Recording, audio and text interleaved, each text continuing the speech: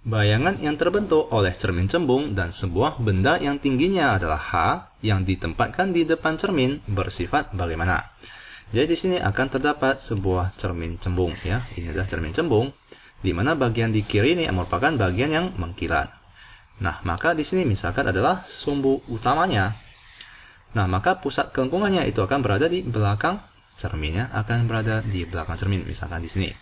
Lalu titik fokusnya akan berada di antara atau di tengah-tengah cermin dengan pusat kelengkungannya, yaitu di sini.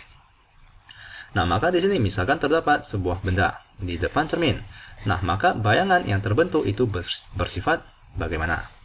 Nah, maka mari kita gambarkan bayangannya.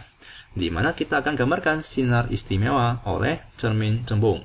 Di mana sinar yang datang sejajar terhadap sumbu utama akan dipantulkan, ya, tentu saja akan dipantulkan.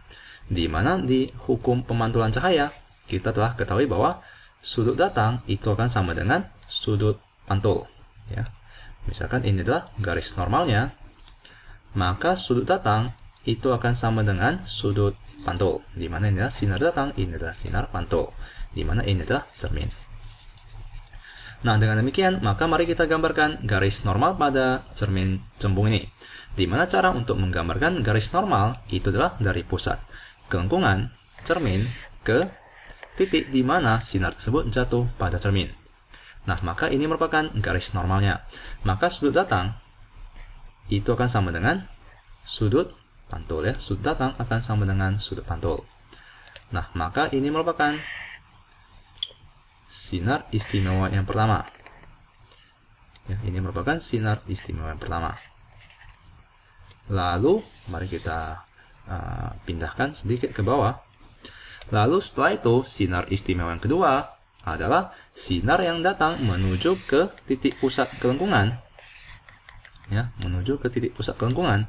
Mari kita hapuskan bagian belakangnya. Akan dipantulkan kembali. Tentu saja akan dipantulkan kembali. Jadi, jika kalian gambarkan garis normalnya, itu akan merupakan garis yang menghubungkan titik pusat kelengkungan dengan titik di mana sinar tersebut jatuh. Jadi pada saat sudut datangnya adalah 0, maka sudut pantulnya adalah 0. Maka akan dipantulkan kembali, ya. Jadi sinar yang datang tegak lurus terhadap cermin, misalkan seperti berikut. Misalkan terdapat sinar yang datang tegak lurus terhadap cermin, tentu saja akan dipantulkan kembali. Nah, maka ini akan dipantulkan kembali.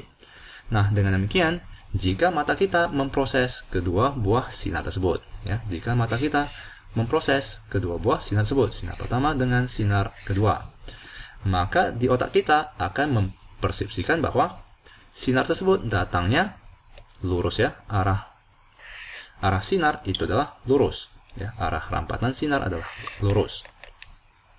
Nah, maka di sini agar tidak membingungkan kalian, mari saya hapuskan garis normalnya.